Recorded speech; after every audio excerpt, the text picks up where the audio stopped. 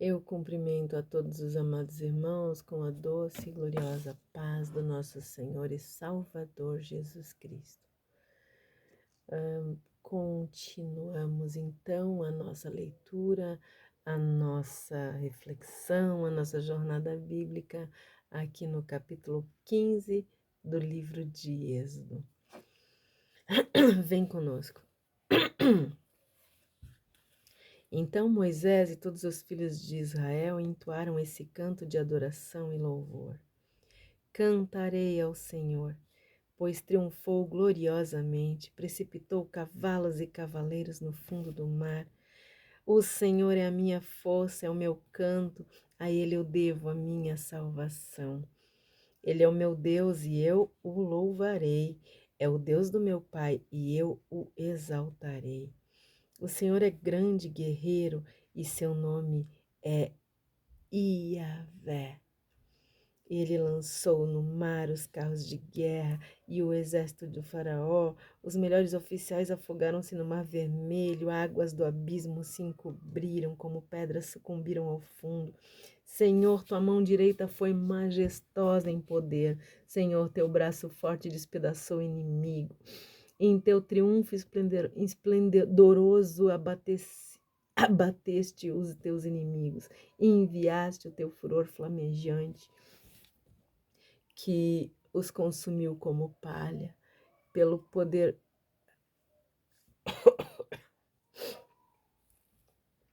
Pelo poderoso sopro das tuas narinas, as águas se amontoaram em colunas, as águas rebeldes e turbulentas firmaram-se como imensa muralha, e as águas dos abismos retesaram-se no coração do mar. O inimigo se gabava, e eu os perseguirei e os alcançarei, tomarei o despojo, devorarei, sacarei a minha espada e a minha mão os prenderá. Mas enviaste o teu sopro poderoso e o mar os estragou. Afundaram como chumbo as águas mais profundas. Quem entre todos os deuses é comparável a ti, Senhor? Quem é semelhante a ti, majestoso em santidade, terrível em façanhas, autor de maravilhas? Estendeste a tua mão direita e a terra os engoliu, levaste em teu amor este povo que resgataste e o guiaste com poder para a morada que tu consagraste. Os povos ouviram falar sobre os que realizaste e estão apavorados. Angústia se apodera dos filisteus, os chefes de Edom igualmente estão aterrorizados. Os poderosos de Moabe, todos tomados de temor. Os guerreiros de Canaã afrouxaram. Terror e pavor abateu-se sobre eles pelo poder do teu braço forte. Ficaram paralisados como pedra até que passe o teu povo, ó Senhor, até que passe esse povo que tu adquiriste. Tu o farás adentrar a terra e o plantarás no monte da tua herança, no lugar onde fizeste, ó Senhor, a tua habitação. No santuário, ó Senhor, que as tuas mãos prepararam, reinarás para todo sempre.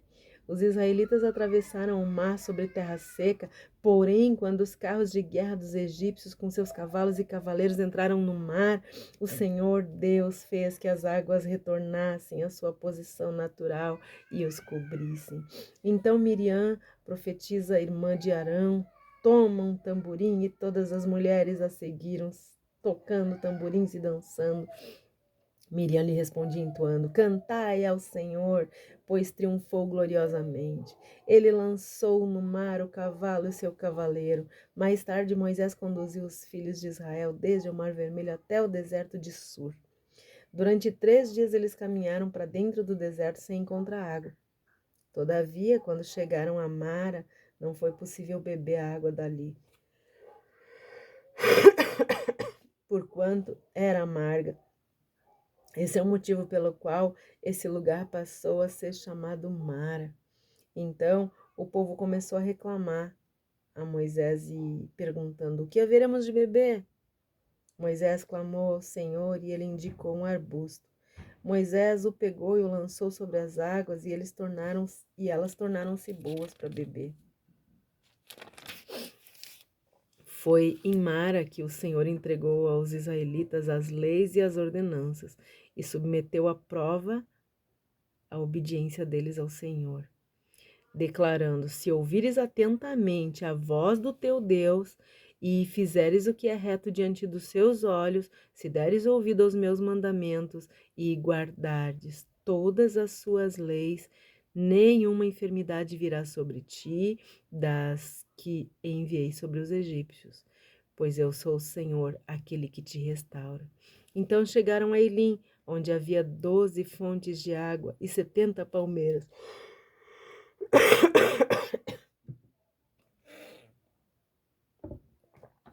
E acamparam junto às águas.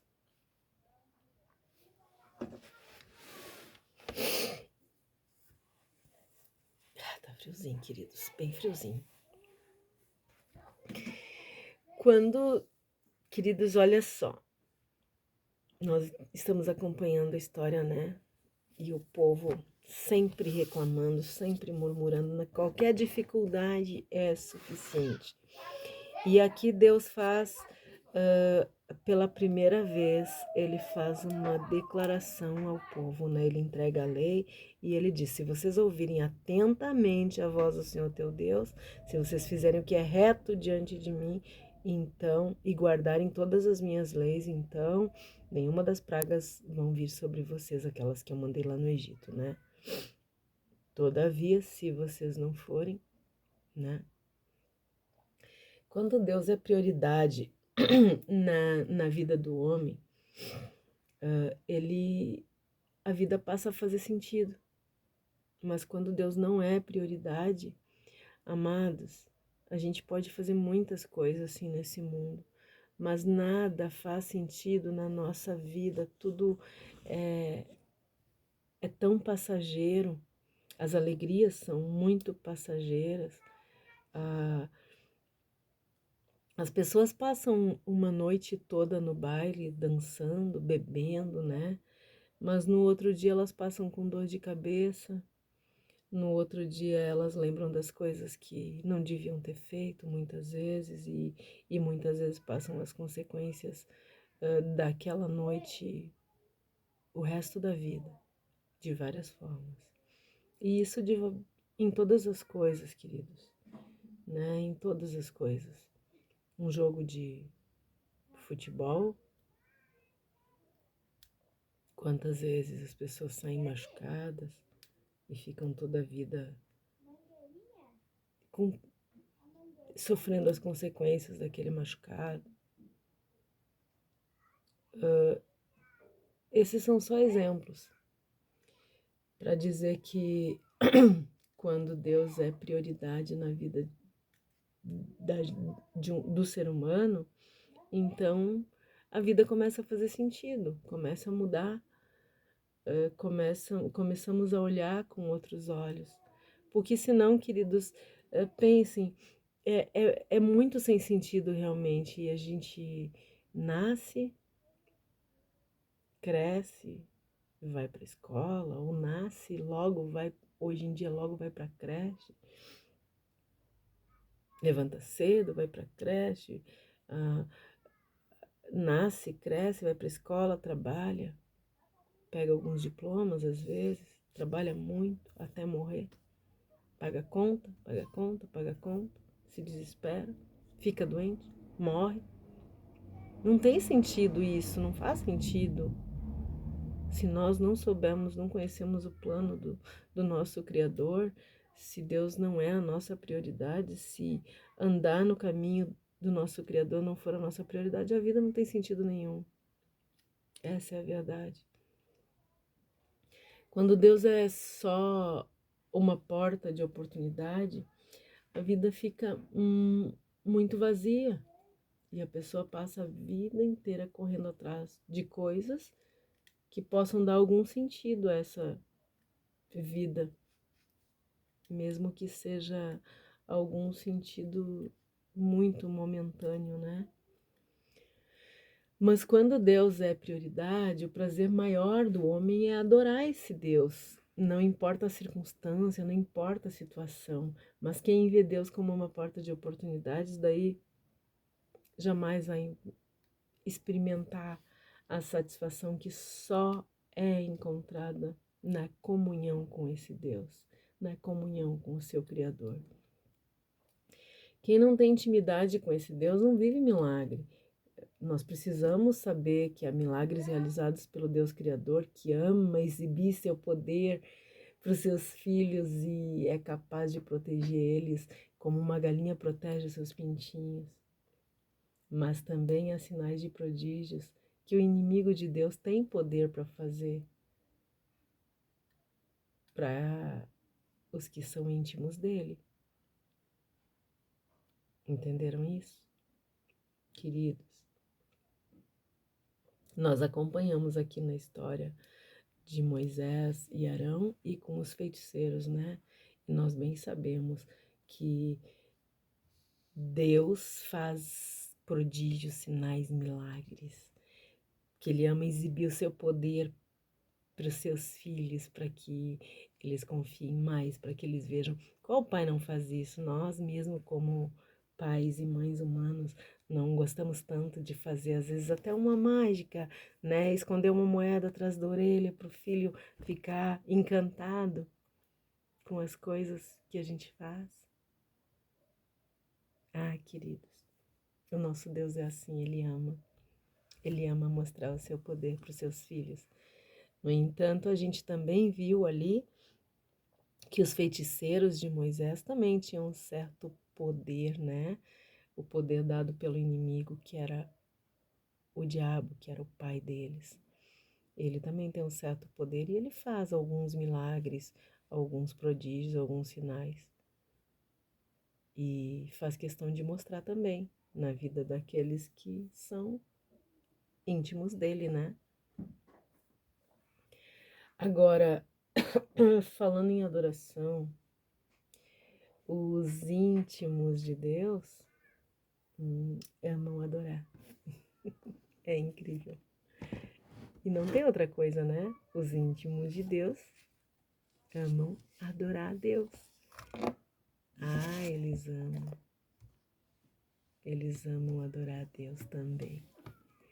Quanto mais íntimo nós formos de Deus, mais nós vamos querer adorar o nosso Deus. Isso é uma coisa certa.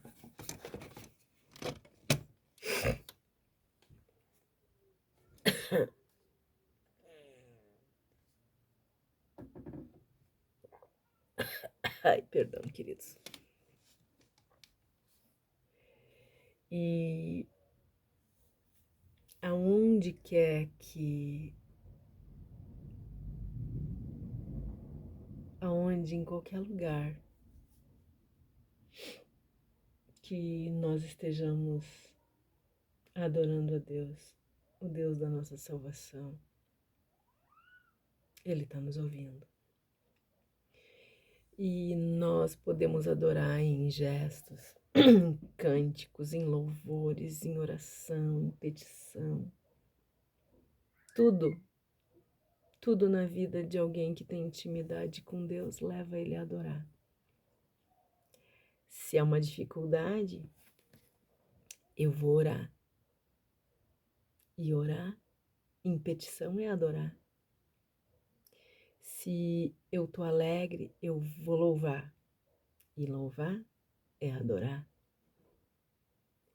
Tudo, qualquer coisa que aconteça na vida de um adorador, de alguém que tem intimidade com Deus, leva ele a adorar. A gente glorifica e exalta o nosso Deus por tudo e em tudo. Tudo é gratidão, tudo é adoração.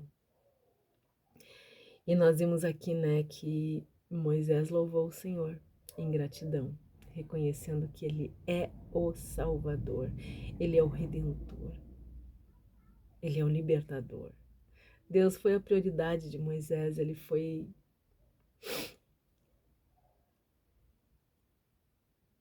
largou tudo, lembram? Quando ele ouviu a voz de Deus. Deus foi a prioridade de Moisés quando Moisés chegou no outro lado do mar. Ele adorou. Ele adorou. Ele fez logo um cântico de gratidão a Deus. E foi isso aí que foi o fato de de Deus ser a prioridade de Moisés que influenciou mais de 2 milhões de hebreus a confiarem em Deus. Por isso que eles viveram o milagre de Deus quando todas as possibilidades não existiam. Todas, não existia nenhuma possibilidade. Nenhuma. E quantas vezes nós nos pegamos assim, queridos? Não existem possibilidades, a gente não enxerga nada, mas a gente confia, porque sabe que Deus é o nosso Salvador, que Deus é o nosso libertador, que Deus é o nosso provedor. Então a gente adora, a gente pede, a gente clama, a gente confia e Ele vem com socorro. O capítulo todinho, esse capítulo 15 todinho, coisa linda, né? Todinho. É um hino de louvor a Deus. Um hino de louvor ao Deus que salvou os israelitas.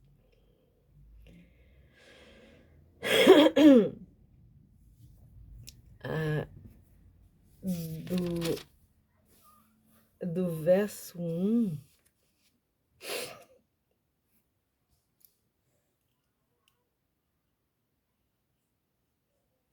até o versículo 13.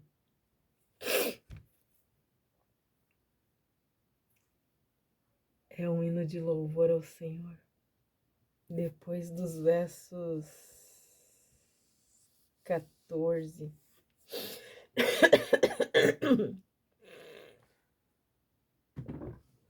Aqui nos versos 14 e no verso até o verso 16, ainda é um louvor, né? Mas está falando da reação dos futuros adversários já. E a partir do versículo 16 até o 18,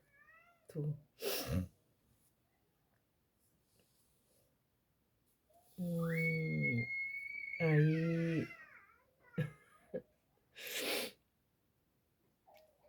a partir do 16 até o 18, eles louvam o santuário de Deus.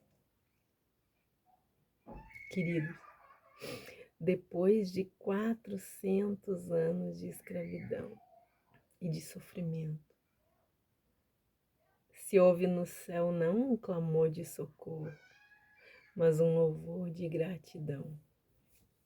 Moisés começou a cantar, Miriam começou a cantar, as outras mulheres seguiram cantando, dançando, tocando tamboril, louvando, dizendo: cantai ao Senhor, porque Ele triunfou. Assim mesmo Ele exaltou. Queridos, Deus não estava exaltando Moisés e o povo de Israel. Deus estava exaltando a si mesmo. Vimos isso na história de Jacó, de José, lembram? Deus não exaltou José. Ele exaltou a si mesmo, porque José foi governador, sim. Deus viu que podia confiar completamente naquele moço, porque aquele moço estava disposto a não negar a Deus nunca, estava disposto a obedecer, a ser fiel em qualquer situação. E por conta disso, Deus pôde ser exaltado na vida de José em todo o tempo. E além de ele ser exaltado na vida de José em todo o tempo, ele pôde usar a vida de José para cumprir as suas promessas feitas a Abraão. E agora a gente vê o cântico de gratidão de Moisés. A gente vê povo cantando esse hino de gratidão, dizendo: cantai ao Senhor, porque Ele triunfou, e a si mesmo Ele exaltou. O Espírito de Deus repousou sobre Moisés, que dirigiu o povo no primeiro louvor de ação de graças. Até então, nós não tínhamos nenhum relato na Bíblia de algum cântico de louvor. Mas o Espírito Santo dirigiu Moisés para cantar, para fazer um cântico de louvor. E para registrar aqui para nós, né?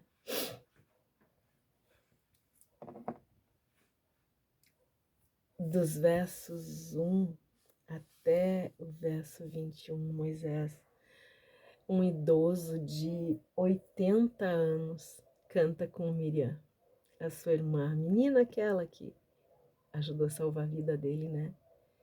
Que foi usada por Deus para ajudar sua mãe a direcionar Moisés quando era bebê, lembram? Agora Moisés e Miriam cantam juntos e puxam a congregação todinha para louvar. Aí, aqui nos versos 22 até o final, daí até o verso 27, o povo para o louvor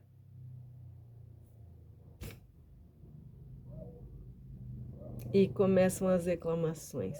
A falta de água.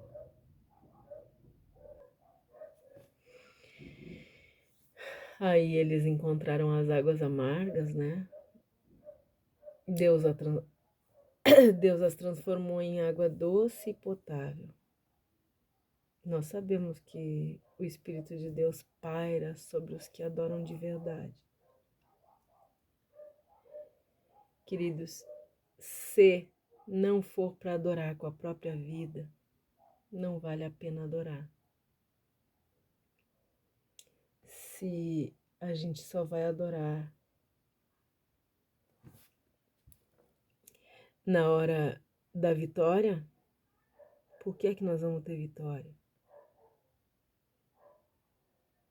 Não teve nenhum caminho, não teve nenhuma trajetória para chegar à vitória. Não existe vitória se não passar pela prova, se não passar pela luta. E esse é o segredo, adorar enquanto passa pela prova. Esse povo massacrou Moisés em cada dificuldade que eles passaram. E Moisés ali paciente, aquele senhor de 80 anos, paciente, clamando, se deixando ser usado por Deus. O povo adorou e adorou, vendo todos aqueles milagres,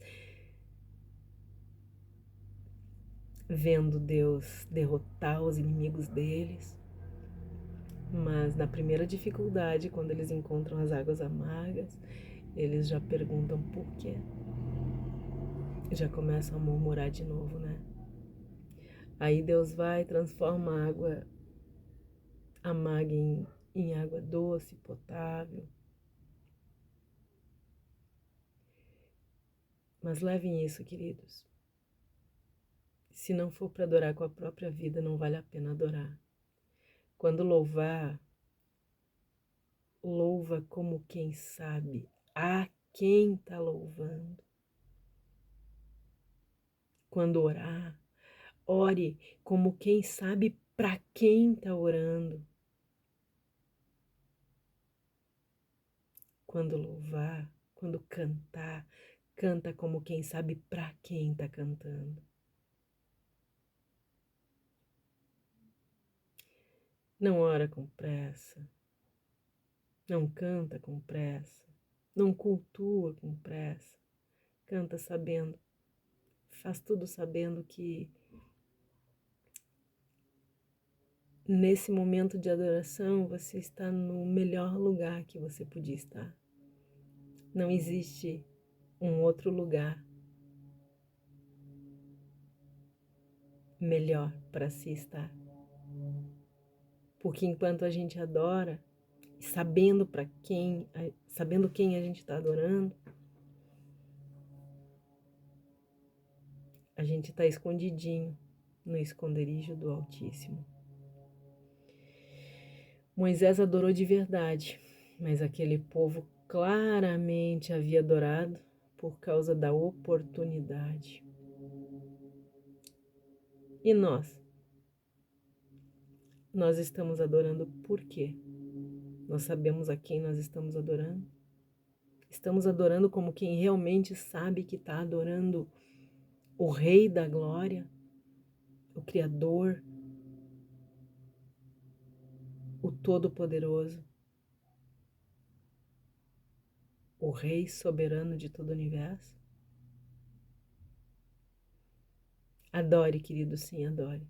Mas adore sabendo quem você está adorando. Um forte abraço.